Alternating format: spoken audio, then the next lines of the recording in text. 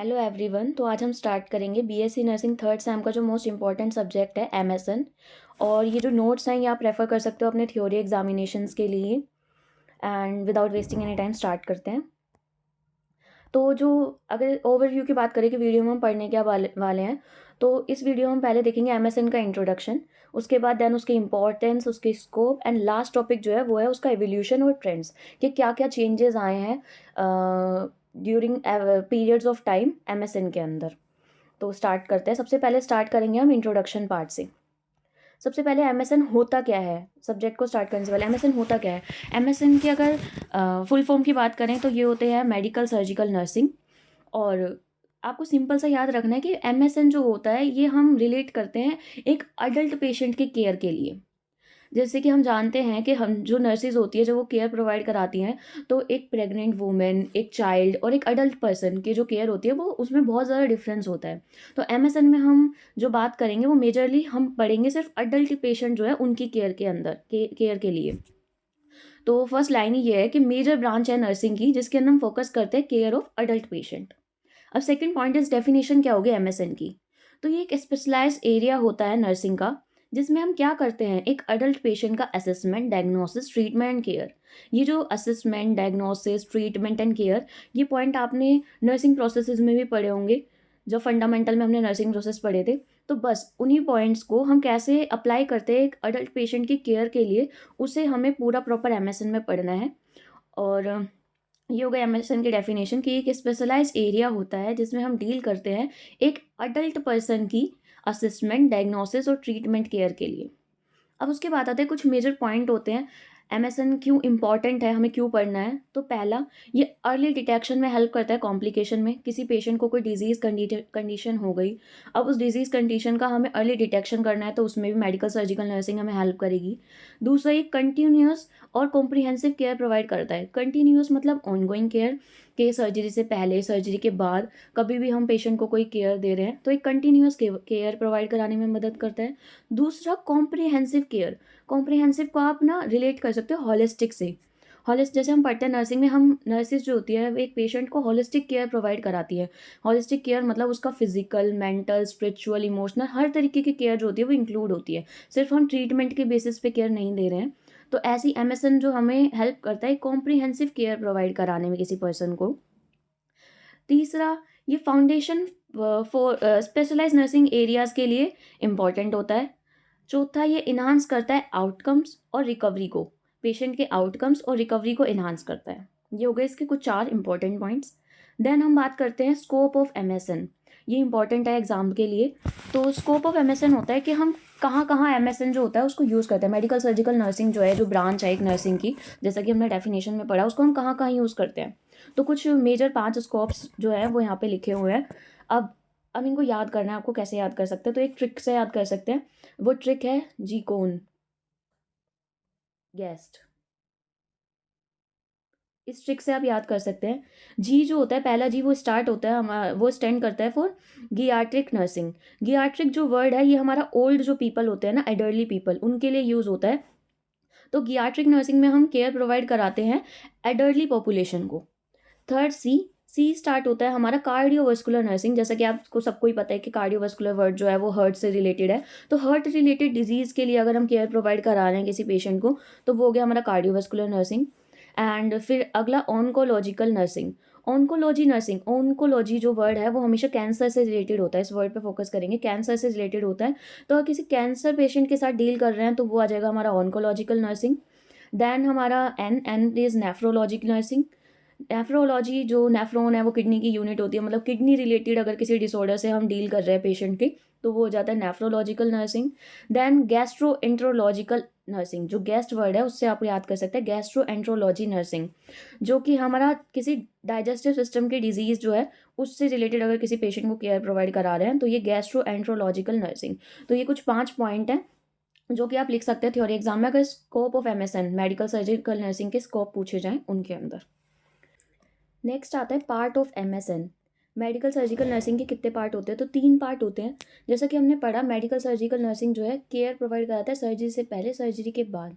तो 3 पार्ट हो गए। पहला, सर्जरी से पहले कौन सी केयर करा रहे हैं, वो होती है हमारी प्री सर्जिकल केयर। दूसरा, सर्जरी हो रही है उस टाइम पे कौन सी केयर प्रोवाइड करा रहे हैं, तो होती है intra operative care. And surgery के बाद कौन सी केयर प्रोवाइड करा रहे हैं, वो होती है post surgical care.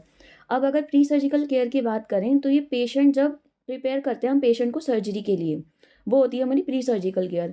Intra operative care होती है ड्यूरिंग सर्जरी हम क्या प्रोवाइड करा रहे हैं, जैसे कि जो नर्सेज होती है वो मेंटेन करती है स्टेराइल एनवायरनमेंट, जो हमारे नॉन स्टेराइल जो ऑब्जेक्ट्स होते हैं उन्हें अलग करती हैं किससे, स्टेराइल ऑब्जेक्ट से। तो उस चीज़ का ये जो केयर हो गई, ये हो गई हमारी इंट्रा ऑपरेटिव केयर।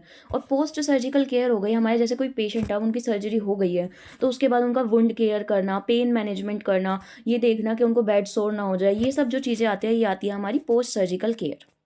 अब अगर बात करें evolution and trends of MSN, तो इसमें हमें ना डिफरेंट टाइमलाइंस पढ़नी है कि डिफरेंट टाइमलाइन में जो एमएसएन है उनका कैसे, उस चीज़ सब्जेक्ट का कैसे एवोल्यूशन हुआ है। तो इसमें टोटल 6 पॉइंट जो हैं वो पढ़ने हैं।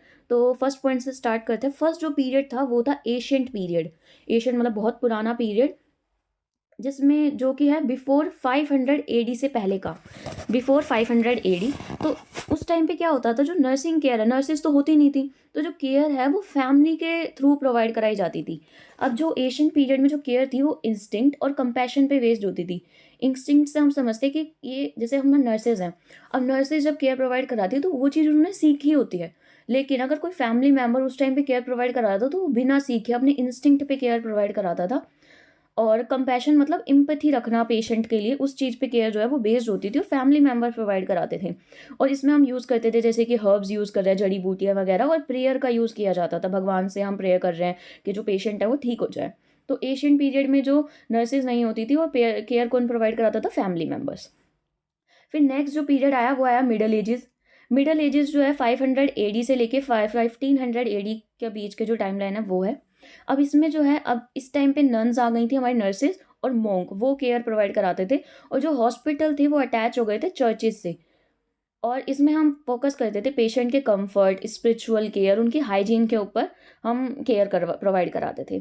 उसके बाद थर्ड जो इम्पोर्टेंट पीरियड था वो था रिनेसेंस पीरियड। रिनेसेंस पीरियड जो था 14 से 17th सेंचुरी का जो बीच का पीरियड था वो।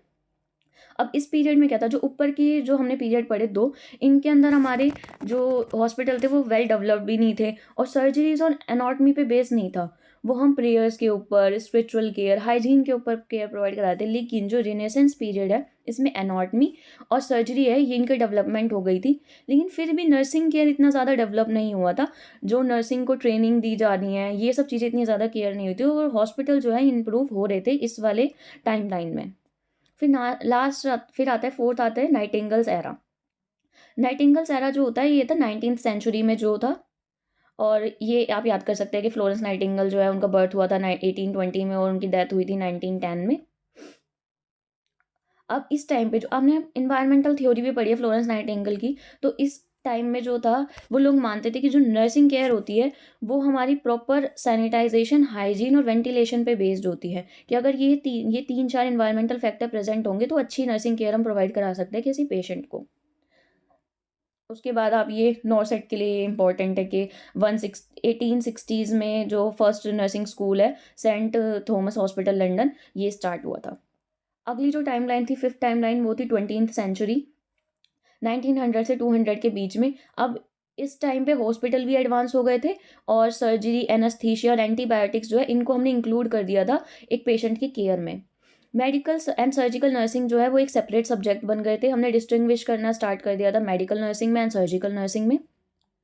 फिर ये कुछ इंपॉर्टेंट पॉइंट्स हैं, जैसे कि पेनिसिलिन जो है डिस्कवर हुई थी 1928 में। एंटीबायोटिक का यूज़ स्टार्ट हुआ था 1940s में। आईसीयू और मॉडर्न नर्सिंग की डेवलपमेंट हुई थी 1950s में।